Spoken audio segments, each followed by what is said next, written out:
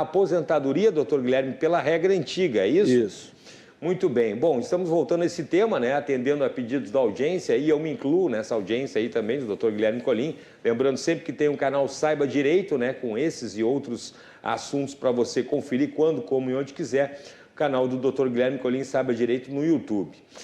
Falaremos sobre algumas formas de se aposentar pelas regras anteriores à reforma da Previdência. Então, doutor Colim, rapidamente, quais as vantagens de se aposentar pela regra antiga antes da reforma da Previdência? Na maioria esmagadora das vezes, nem sempre, mas na maioria esmagadora das vezes, a vantagem é que o critério de cálculo da regra antiga é muito mais benéfico do que o da regra atual. O exemplo clássico é na aposentadoria por tempo de contribuição da regra antiga, existia o fator previdenciário, que dependendo da idade e do tempo de contribuição, a pessoa poderia se aposentar com 100% da média, isso dependendo da pontuação. E hoje, pela regra atual, o critério de cálculo é 60% da média, mais 1% por ano que exceder ao 20º. Então, em algumas situações, a diferença na renda, a diferença de renda, é muito grande. E muitas pessoas, às vezes, conseguem buscar tempo como? Averbando aquele período que não foi anotado no momento correto, reconhecendo alguma atividade especial que, na regra antiga, era permitido o chamado tempo ficto. Então, a pessoa é vigilante. Vigilante tem uma polêmica ainda, não é o melhor exemplo no momento, mas a pessoa era dentista, então, por exemplo, e trabalhou exposta em agentes nocivos, trabalhou com temperatura alta, baixa, e aí vai, né? Eletricidade. E a cada ano, a cada período trabalhado, ela ganhava homem 40%, mulher 20% de tempo ficto. E isso, caso reconhecido, poderá atender os requisitos da regra antiga. E isso pode fazer com que a pessoa, pela regra antiga, consiga um benefício muito maior do que o atual. Esses são alguns dos exemplos, né, Cláudio? Então, a grosso modo, regra antiga costuma ter um valor maior de benefício mensal. E, doutor Guilherme, quem já cumpriu os requisitos aí da aposentadoria por tempo de contribuição pela regra antiga, poderá hoje se aposentar utilizando aquele critério? Mesmo que não tenha pedido lá naquela época. Sim, isso.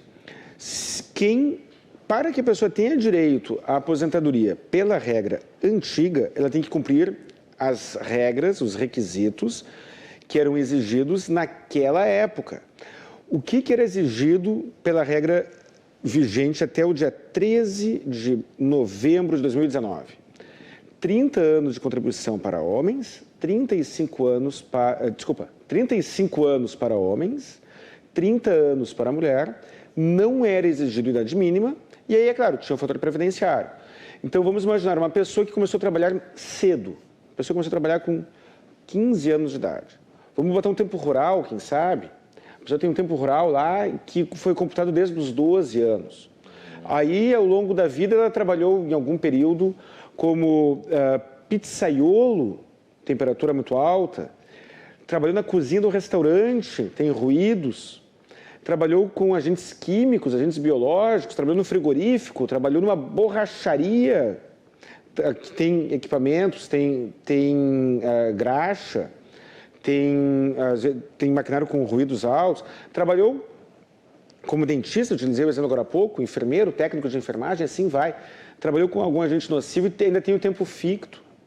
Aí a pessoa que começou a trabalhar com 12 anos na roça, foi para a cidade, começou a trabalhar em atividades diversas e antes da alteração da regra antiga para a atual, ela já tinha computado 30 anos caso mulher ou 35 anos de trabalho caso homem, já considerando lá, digamos, este tempo ficto que mencionei. Aí ela não pediu o benefício, não pediu porque não sabia que tinha o direito. Ela tem o direito de hoje pedir a aposentadoria pela regra vigente naquela época, desde que cumpriram aqueles requisitos, e aí, por óbvio, recebendo o valor do benefício pelos cálculos daquela época. Em 3 de novembro de 2019.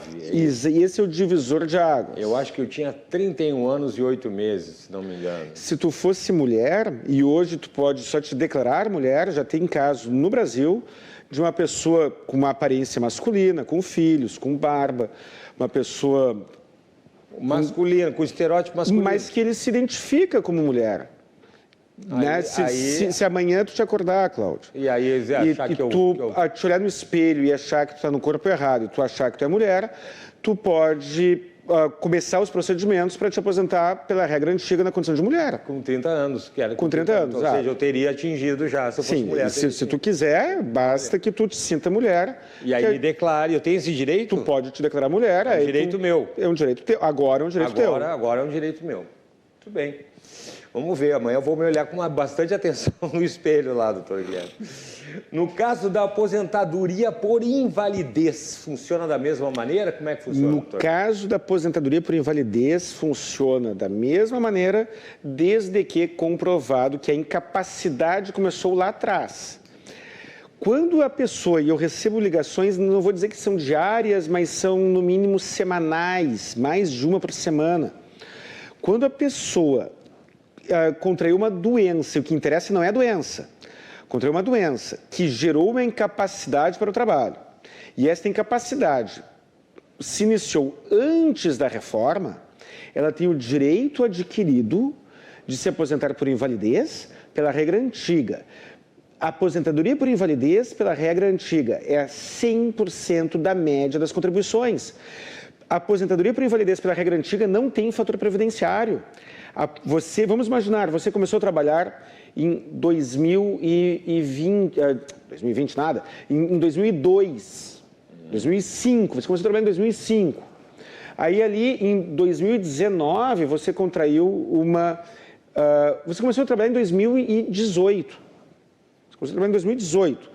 Em 2019, antes da reforma, você contraiu uma doença ou sofreu um acidente que lhe incapacitou para o trabalho. Você tem direito adquirido de se aposentar, recebendo 100% da média das contribuições vertidas até a data da incapacidade.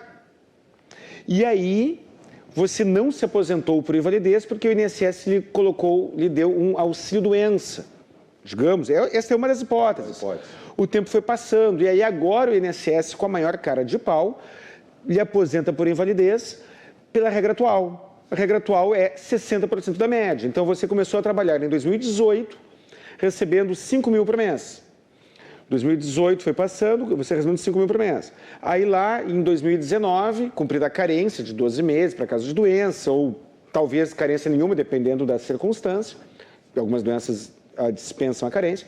Você tinha uma média de 5 mil por mês de contribuição. Aí você foi para o auxílio-doença. Aí agora o INSS lhe aposenta e lhe paga 60% de 5 mil reais. 5 mil reais, 60% é 3. É uma diferença de 2 mil por mês. Muito dinheiro. Para uma pessoa que tem o direito adquirido pela regra antiga. Então, a aposentadoria por invalidez, Cláudio, é um exemplo o exemplo mais evidente, em especial para quem se aposentou por invalidez, tendo poucas contribuições, não tendo um grande número de contribuições e que caiu na regra dos 60% da regra atual. E o INSS não quer saber. O INSS vai ali, não quer saber. O cara foi atropelado, a pessoa foi atropelada, ou seja, teve um AVC. Ou seja, é indiscutível a data do início da incapacidade. Sim. Aí o INSS vai lá, manteve a pessoa em auxílio-doença durante não sei quanto tempo e aposentou por invalidez depois da reforma. Entendi. Comendo dessa pessoa 40% do valor mensal do benefício. Isso muda a qualidade de vida daquele segurado na sua velhice. E doutor Guilherme, quem já está aposentado pela regra atual, isso vale para quem se deu conta agora, né, que poderá contar o tempo daí de atividade especial, por exemplo, também pode também? Pessoal, olha, o doutor Guilherme está falando, eu me lembrei que eu tenho lá um trabalho de atividade especial. Sim, e aí é possível fazer uma revisional de aposentadoria. Tem que observar o prazo de... bom, eu estou falando bobagem, porque se a pessoa já está pela regra atual, não tem prazo de decadência. Mas se observa o prazo de prescrição. prescrição e decadência é um assunto muito mais complexo, então bem superficial. Você se aposentou por invalidez, você se aposentou por qualquer coisa em 2020, nós estamos em 2023. Você faz a revisional agora. E você tinha o direito adquirido lá atrás. Muito bem. Na sua revisional, você poderá pedir os atrasados pelos últimos 5 anos apenas.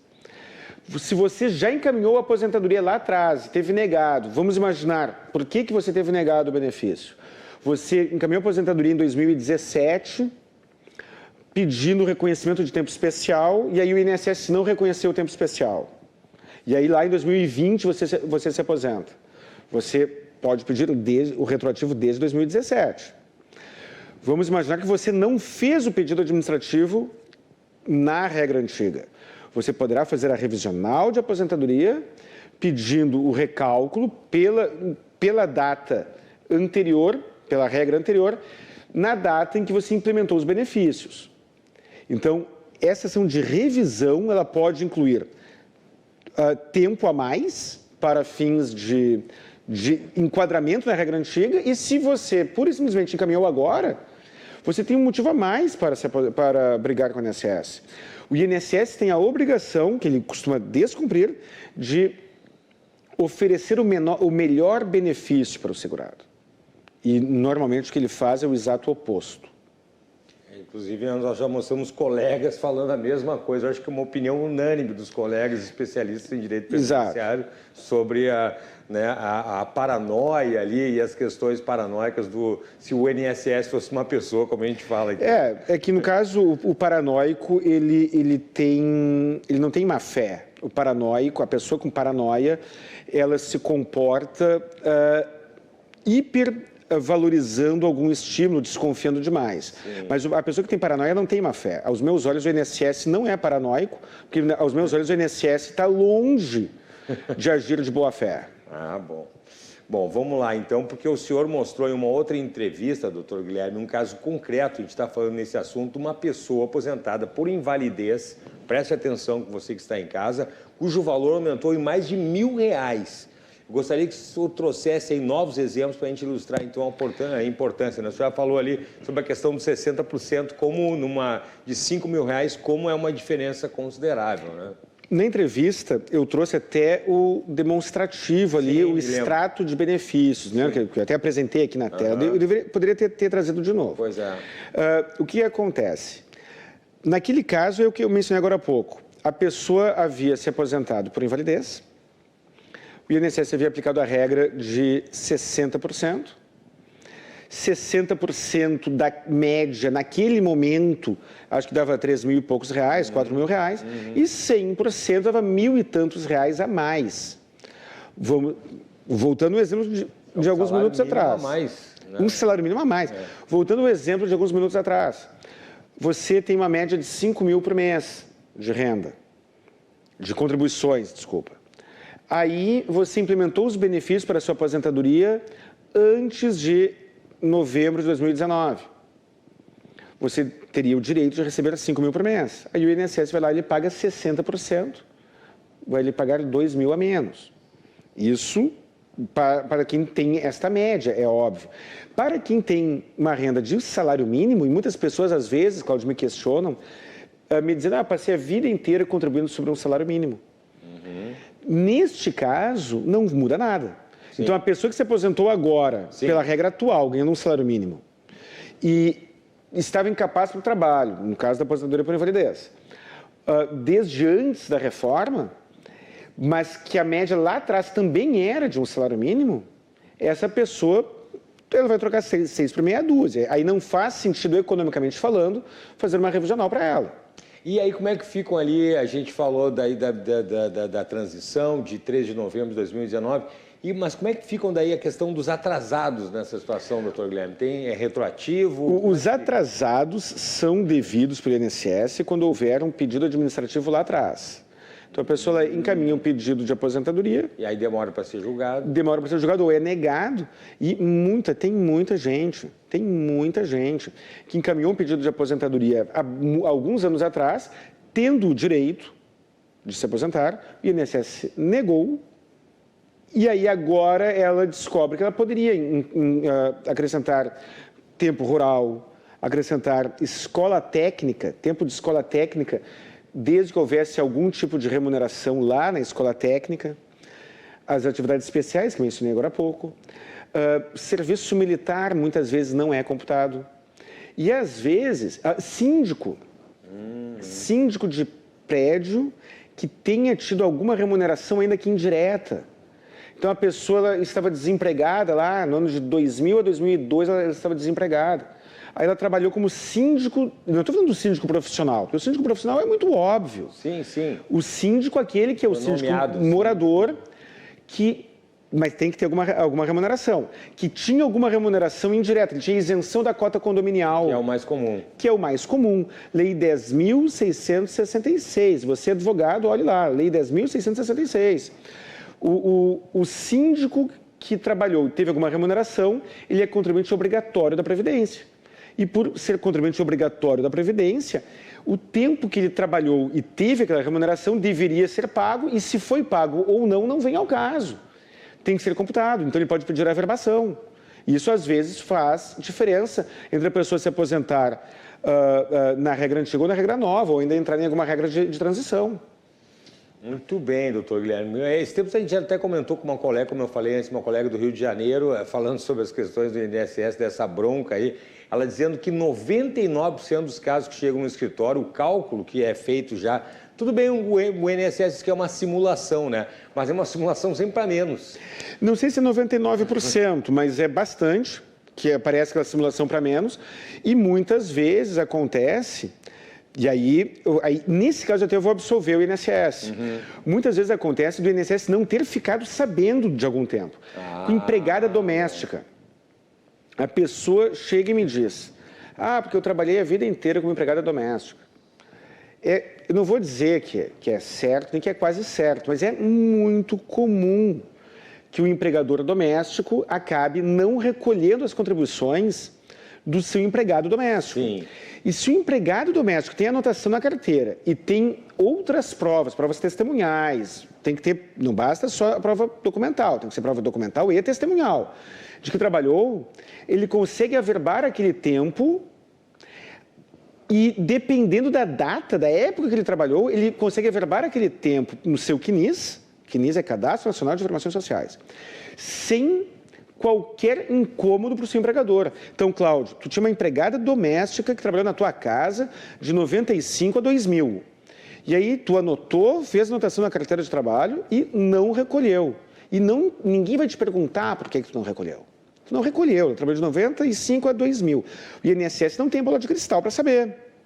Aí o INSS não computou aqueles 5 anos porque ninguém informou que a tua empregada trabalhou na tua casa durante esses 5 anos. Aí ela entra com um pedido de averbação, o INSS normalmente nega, né? Entra com no próprio pedido de aposentadoria ou de revisional de aposentadoria ou uma ação pura de averbação, ela pode incluir aqueles 5 anos como tempo de trabalho e poderá fazer isso sem te prejudicar, porque o INSS não poderá te cobrar nada porque o crédito do INSS está prescrito. Mas o tempo de trabalho que a tua empregada desempenhou de 95 a 2000, esse deverá ser averbado, independente de tu pagares ou não o valor em atraso. E isso pode fazer com que aquela pessoa volte para a regra antiga, pode fazer com que aquela pessoa, que caso já esteja aposentada pela regra antiga, assuma uma nova posição na tabela do fator previdenciário vigente naquela época.